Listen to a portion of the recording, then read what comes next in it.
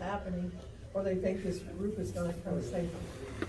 And so you can go over to the courthouse, and with signing a paper asking for open records, you may get a copy of all the leases done by RWE with every landowner in Lebec County.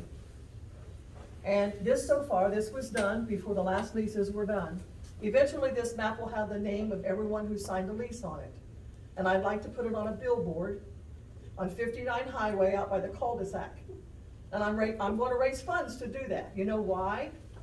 Because if the legislation that would have been passed at the state, Senate Bill 279, there was a law in there that says, listen, if we would have passed this, the landowner has to tell the other landowners around him that this is happening. I want to make people aware that there is a Senate Bill 279. It's huge. It doesn't just protect us. It mentions keeping the sound level down. It says, and this happened to me today. I was speaking to a lady at the courthouse, and she said, over the weekend we went out over at the lake, at the road, and my husband and I just always go out there, and we just love it. It's beautiful. You been out there? And she said, oh, what are all those red blinking lights? She said, that company has intruded Lebec County, Oswego, from Neosho County.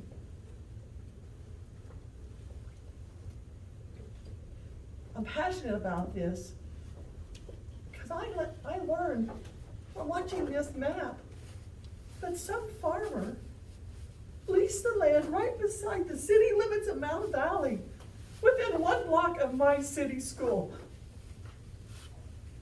Actually leased a lot inside of the city limits. I haven't got there yet, sir. What kind of company would do that to us? And off this map, I learned that they went out to Altamont City Lake. And on 2 sides of Altamont City Lake, somebody leased the land. Across from the high school, a few blocks, this little outlier here, this little piece right here, that's that Blacktop Road that heads right past Altamont. And as you turn into the ballpark, that little piece can have one. Help me to establish this goal to get this out. I think that people will realize what's before them. And they're still adding to them. Now, get my composure here. Senate Bill 279, I think, needs to get out into the people's, they need to know about it. In January, when they meet again, they're going to be speaking about it. And it is a Senate bill that deals with wind energy. And it's very smart in the fact that those who have put this together understand ice throw. And they've had a farmer come in and said, hey, my neighbor put in a windmill and it's ice throwing and it's killed my cattle. What do we do about it? Oh, it isn't covered, sir. It's in here. Those annoying flashing lights that we see coming up 101 or that you see now from the bluff of Oswego, I haven't been out there. It says in here that they can make them use equipment only with navigational lights that are activated by infrared or other radar technology used to detect by aircraft. We don't have to let those same kind of lights come in here. And if enough people will read this, the next county that they're headed into, Crawford County, or wherever else this will go, if they know these are available, maybe, their county commissioners would pay attention and know that this was there. There is a plan in here for shadow flicker. There's a plan in here where you're seeing those red lights. Do you know what else? How many farmers, not fully understanding what they have signed something that they have no clue. So you know what? Because farmers have come through and landowners and said, they just went off and I'm just using ad libbing. They just went off and left the windmill here. There's legislation here that says that company has to have a plan for disassembling and removing all turbines, including the blades and the tower from the site. And to protect the landowner, they have to have a plan for removing all of the transformers and the overhead power conductors and electric poles, a plan for removing the site of the underground. This is a plan that protects those who have already signed the lease. It also says how many they can put per mile.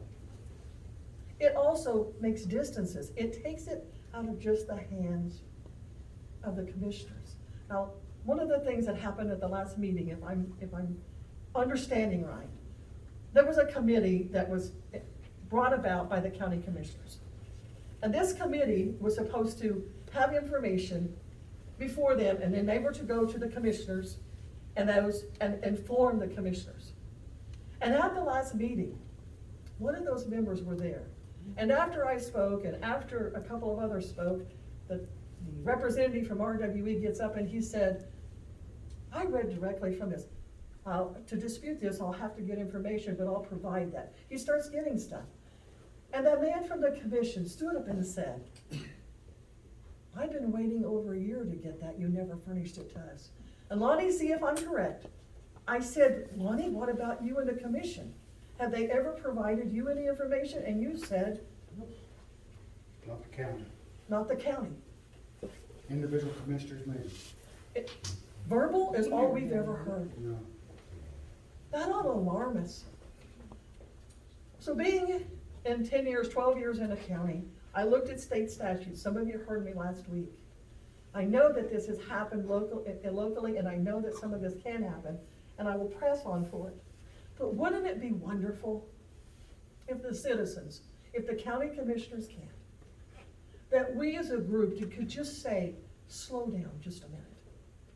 Let's look at what the work of the state that could become state law, that could protect us from some of this.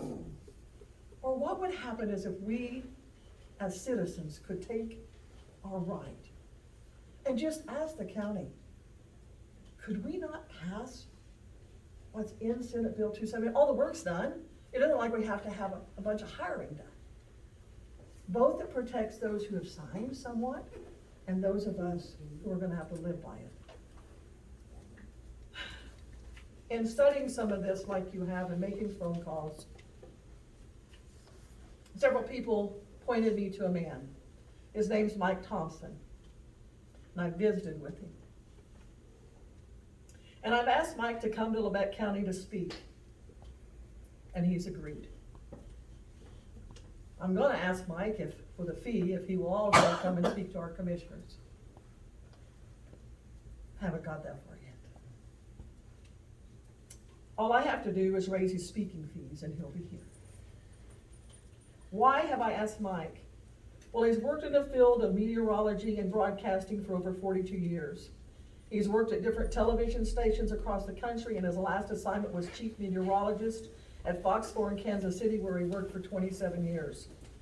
Over 250,000 students have attended Mike's annual weather and science show, School Days at the K. That's for Kansas City Royals. And he has 6 Emmy Awards and is in the Guinness Book of World Records for his 20 years of developing, writing, and producing School Days at the K. But it is the study and the connection between weather and wind energy that I've asked him. It's allowed him to act as a consultant and an advisor to committees and communities faced with the implementation of wind farms in areas. He knows what he's talking about. He loves his state. He loves his country. And as a result, the Heartland Institution has listed Mike as one of their policy advisors for wind energy and climate control. Mike is currently the executive director for the Academy for Climate and Energy Analysis. It's a 501c3 dedicated to the education on climate and energy issues. The list of Mike goes on and on and on. Very impressive. But he must come as a consultant to come here. Help me to raise the funds that I can without taking from this group. Don't take from this group. I don't want to do that. Why? Because I think if the residents could really hear a man that's knowledgeable about Senate Bill 279, knowledgeable about the windmill farms. One of the things that he said to me was, sometimes I just feel sorry for those who sign leases. I don't think that they fully understood when they got it. So he's compassionate on both sides.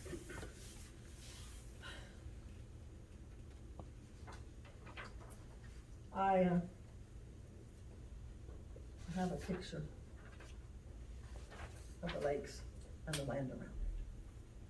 Right now, if I'm understanding right, every 1,600 feet, they can put one, is that how that is? In Neosho County, they agreed, the county commissioners agreed to 1,640 feet. But according to the resolution, they could build one within 1,600 feet of your house. And last week I learned from one of the young men here, if you have 160 acres and you've sold off 10, and that person at 10 acres is living there, and they put a wind turbine here, that there is a protection zone. That was John Williamson, and he said there's a no trespass zone. No trespass. Around, within a radius around that turbine, so that, yeah. So if you're wanting to build on that property in that back corner where that trespass zone is, you. You've basically lost have your to get- landowner's you have to rights. Get their permission to be able to build on your own ground. Yes. So you have it in fact, ask someone leases their land beside your 10 acres, and you actually, if they put it close enough to that, you could lose some of your own rights to build it. That's all I have. A few of you, I'd like to have your names and I'm trying to learn some of you, but I'm indebted to this group. I know they've been hard at it, and they're pushing hard, and I don't want to take from them again in saying what I've said. Thank you. Thank you. We appreciate all your help. I do think that's a good idea, class that stuff up on the billboard. Yeah, we travel with